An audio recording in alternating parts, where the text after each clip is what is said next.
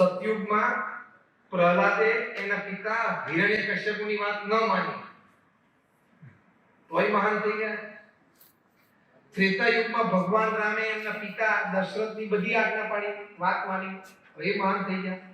એટલે મને પ્રોબ્લેમ છે કે વાત તમારી માનવાની જ નહીં માનો. પિતા જવાબ આપ્યો કે બેટા સતયુગની વાત જુદી, ત્રેતા યુગની વાત જુદી, અત્યારે આપણે કળિયુગમાં રહીએ છીએ એની વાત જુદી. અત્યારે તું મારી વાત માન કે ન માન, પણ આપણે સુખી રહેવું અને પ્રગતિ કરવી હોય તો આપણે બંને તારી મમ્મીની વાત માનવી પડશે. આ તાળીઓ પાડો છે અનુભવ લાગે છે.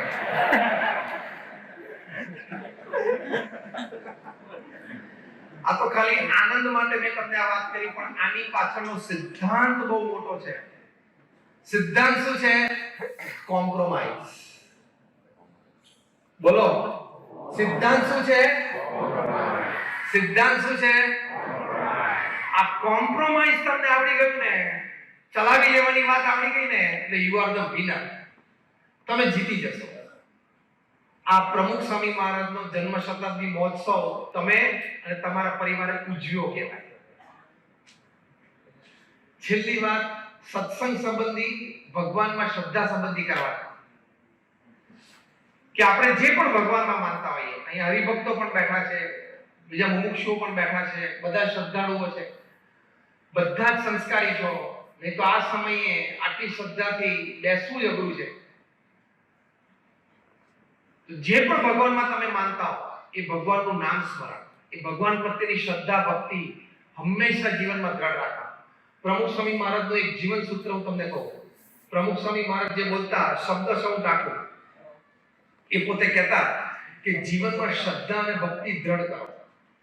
એમના અનુભવ પરથી વાત છે.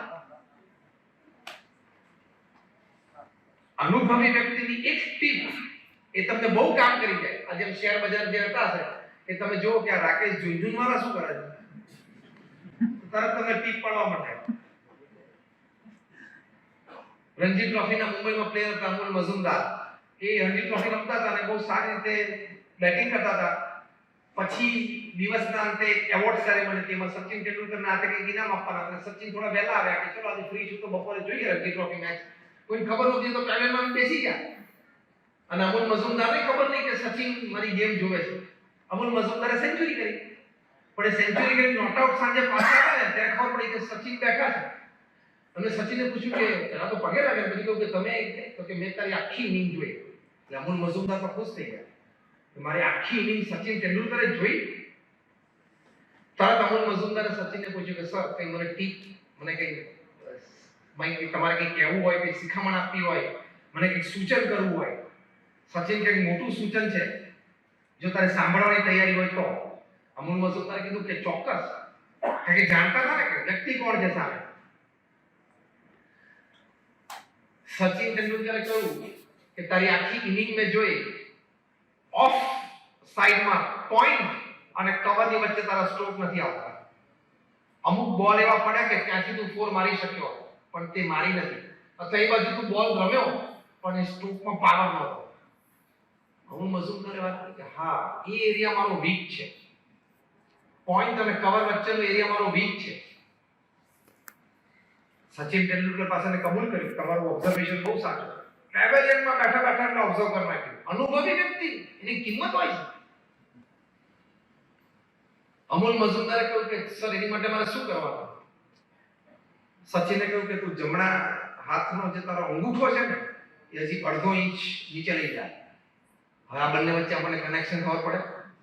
તમારા બેટની કોઈ ગ્રીપ બદલાવે ને તમને ફાવે જ નહીં બેટિંગ કરતા. તમને કામ પકડે બદલાવે, આમ પકડી રમ તો ફાવે જ નહીં.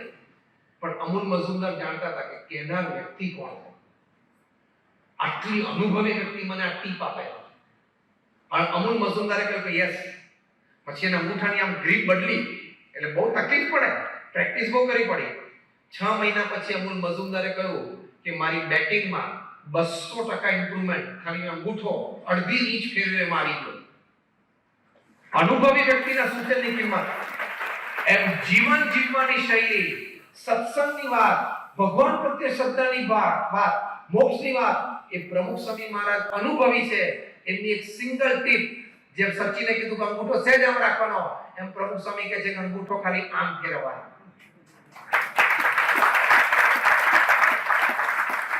એક નાની ટીપમાં, એટલે કે વજન કરવાનું, એક નાની ટીપમાં આપણા જીવનનું બહુ જ મોટું કામ થઈ જાય. So do it, try it. તમારી પ્રોડક્ટ ISO હોય તો માર્કેટમાંથી પાછી ના પડે ને, international standard organization engineering product હોય. એમ અમે પણ આ પ્રમુખ સ્વામી મહારાજની કહેલી વાત તમને કરીએ છીએ, ભજનની, ઘર સભાની, પારિવારિક સંઘની, એ ISO પ્રોડક્ટ છે, ઇન્ટરનેશનલ સ્પિરિચ્યુઅલ ઓર્ગેનાઇઝેશન. એ પણ સમાજમાંથી ક્યારેય પાછી નહીં પડે. તમે ટ્રાય કરો.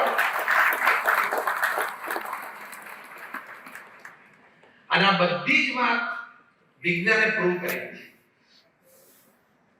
તમે ભજનની વાત કરો, મંદિર દર્શનની વાત કરો, સત્શાસ્ત્રના વાંચનની વાત કરો, સંત સમાગમની વાત કરો, ભગવાનને દંડવત પ્રણામની વાત કરો, એવરીથિંગ ઇઝ સાયન્ટિફિક.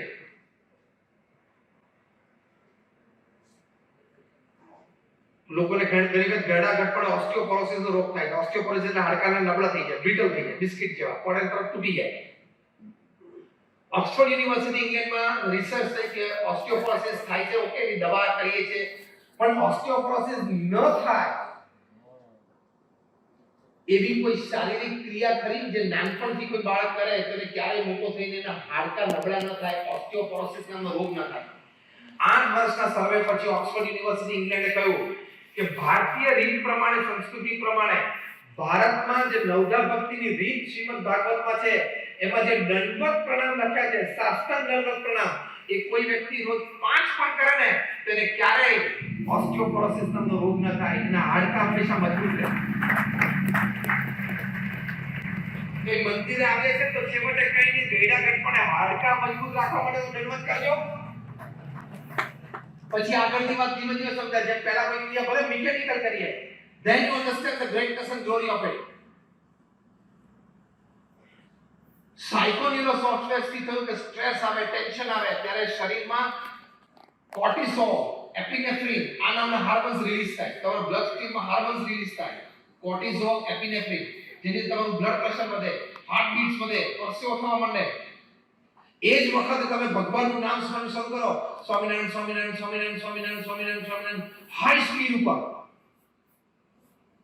તો સાયકોન્યુરો સોફ્ટવેર થી નક્કી થયું કે તમે ભગવાનનું નામ સ્મરણ શરૂ કરો તે વખતે તમારા બોડીમાં એક એન્ડોર્ફિન નામનું હાર્મોન રિલીઝ થાય છે. આ એન્ડોર્ફિન કોર્ટિસોલ અને એપિનેફ્રિનના પ્રભાવને દબાવે અને તમને કામનેસ, કુલનેસ, સ્ટેબિલિટીનો અનુભવ થવા માંડે, હાર્ટબીટ નોર્મલ થવા માંડે, બ્લડ પ્રેશર નોર્મલાઇઝ થાય. આ વિજ્ઞાનની દ્રષ્ટિએ પ્રૂવ થયેલી વાતો છે. આવી તો હજારો વાતો છે. તો આપણા સત્શાસ્ત્રોમાં આપણા મહાન સંતોએ આપણને જે વાત કરી છે સાચી છે. એટલે ખોટો અહમ નહીં રાખો, જોયું નથી એટલે હું ના માનું. કે બધું તે ક્યાં જોયું? દુનિયાની રીત શું છે? First C and then believe. પહેલા જોવું અને પછી માનવું. ભગવાનની વાત શું છે? First believe and then C. પહેલા માનવું અને પછી જોવું. રીત જ જુદી છે. જે ક્ષેત્રની જે રીતે અભ્યાસ કરવી પડે. એટલે શ્રદ્ધા રાખવાની. You walk by faith. Life develops by science, but life lives by faith. જીવન અને સમાજનો વિકાસ વિજ્ઞાન પાસે છે, પણ આનંદિત જીવન જીવવાનો ઉપાય તો ફક્ત શ્રદ્ધા અને ભક્તિ પાસે જ છે. એટલે જીવનમાં શ્રદ્ધા અને ભક્તિ દ્રઢ કરો. આ ઇન્વર્ટેડ કોમા પ્રમુખ સ્વામી મહારાજનું હૃદય અમૃત છે. એમના જન્મ શતાબ્દી મહોત્સવે આપણે આ દ્રઢ કરવાનું. કે તમે જે નામ સ્મરણ કરતા હોય ધન્યવાદ છે, અને જે ન કરતા હોય એ આજે તમે નિયમ લો કે રોજ સવારે 2 માળા ફેરવી. જે પણ ભગવાનમાં તમે માનતા હોય નામ સ્મરણ દર મળકે કરજો, અને see the change in you, see the advantage you have. તો આ આપણી જીવન શૈલી છે. એટલે પારિવારિક સંબંધોની વાત થઈ, પારિવારિક સુખની વાત થઈ, પારિવારિક સંસ્કારની વાત થઈ અને પારિવારિક શ્રદ્ધાની વાત થઈ. સમય, સંસ્કાર, સદગુણ અને શ્રદ્ધા એ આપણે અને આપણા પરિવારજનોને આવી રીતે દ્રઢ કરાવીએ, એ પ્રમુખ સ્વામી મહારાજનો જન્મ શતાબ્દી મહોત્સવ ઉજવ્યો કહેવાય. આચાર્ય મહારાજ તથા કોઠારી ગોવર્ધનભાઈ અને બીજા તમામ સદગુરુને થયું કે આ ઉપાધિ સમાવવા શ્રીજી મહારાજે પાકજી ભગત દ્વારા કામ કર્યું છે. એમ પાકજી ભગતનો ભગવાનના ધારક પાત્ર તરીકેનો મહિમા સૌને સમજાયો, પરંતુ અંતરમાં માનનો અવ્યક્ત રાગ એટલે બહાર ખુલ્લું કોઈ કહી શક્યા નહીં. બીજે દિવસે વિજ્ઞાનદાસ વગેરે સંત મંડળો વરતાલ સભામાં સૌ સંતોની માફી માંગી ઠાકોરજીના દર્શન કરી મોગરાનો હિંડોળો હતો તે પ્રસાદીનો હાર લઈ સવારમાં નડિયાદ આવ્યા. મંદિરને મેળે ચડતા હતા ત્યાં ભગતજી તેમને જોઈને બોલ્યા, કેસી બીતી દિન રતિયા, શ્યામ બીને કેસી બીતી દિન રતિયા. પછી સૌ સંતને મળ્યા, નિર્માણીપણું રાખી આજ્ઞા પ્રમાણે વર્તી સૌ સંતોએ સભામાં સર્વની માફી માંગી. તેથી ભગતજી ઘણા જ રાજી થયા, સર્વેને આશીર્વાદ આપ્યા અને પછી બોલ્યા, જેના નિર્માણી ભગવાન તેના જનને કેમ જોઈએ અમારા? અતિ નિર્માણીપણે વર્તવામાં જ મોટા પુરુષોનો રાજીપો છે અને સાધુતા પણ ત્યારે જ આવે છે, એમ સૌને સમજાવ્યું. શ્રીજી મહારાજે કહ્યું છે કે સત્પુરુષની આજ્ઞાને વિશે વર્તે છે તે જ આત્મસત્તા રૂપે વર્તે છે. સ્વામી વિજ્ઞાનદાસજી તથા તેમના મંડળના તમામ સાધુઓ આ મર્મને યથાર્થ જાણતા હતા અને ભગતજી જ પોતાના જીવન પ્રાણ છે એમ માનીને તેમની આજ્ઞાને વિશે વર્તવામાં દેહના કોઈ ભાવને આડા આવવા દેતા નહીં. ભગતજીનો પણ તેમના ઉપર અપાર રાજીપો હતો. ભગતજી નડિયાદમાં થોડો વખત રહી ધર્માદો ચાલુ કરી કોઠારીની આજ્ઞાથી પેટલાદ રાવ સાહેબ રામચંદ્ર બલવંત નાયકને ત્યાં પધાર્યા. ભગતજીના સમાગમની તીવ્ર જિજ્ઞાસાવાળા રાવ સાહેબ રામચંદ્ર ભગતજી તેમને ઘેર પધાર્યા એટલે અતિશય રાજી થયા. તેમના પત્ની સીતાબાને પણ ભગતજીના દર્શનથી શાંતિ થઈ. અહીં વિજ્ઞાનદાસજી તથા યજ્ઞ પુરુષદાસજીને ખબર મળી કે ભગતજી 10 દિવસ પેટલાદ રોકાવાના છે, એટલે તે બંને તથા પુરુષોત્તમ દાસજી, મહાપુરુષદાસજી વગેરે 5 સાધુઓ પેટલાદ ગયા અને મંદિરમાં ઉતર્યા. પછી ભગતજીને સંદેશો મોકલ્યો કે મંદિરમાં સાધુ આવ્યા છે. તે સાંભળી ભગતજીએ તરત જ ચુનીલાલ તથા કાલિદાસ સાથે કહેવરાવ્યું, જેવા આવ્યા છો તેવા જ પાછા જાઓ. આજ્ઞા લોપીને કેમ આવ્યા છો? આ સંદેશો મળતા આ સાધુઓ મંદિરમાંથી નીકળી ગયા અને એક ગાવ જઈ વડ નીચે આરામ કરવા બેઠા. રાવ સાહેબ જ્યારે કચેરીમાંથી આવ્યા ત્યારે વાતની તેમને ખબર પડી, એટલે તેમણે ભગતજીને વિનંતી કરી કે માર ઘેરથી સાધુને પાછા કાઢ્યા તે ઠીક નહીં, તેમને પાછા બોલાવો. પછી એક માણસને મોકલ્યો અને વડ નીચે બેઠેલા સાધુઓને પાછા બોલાવ્યા.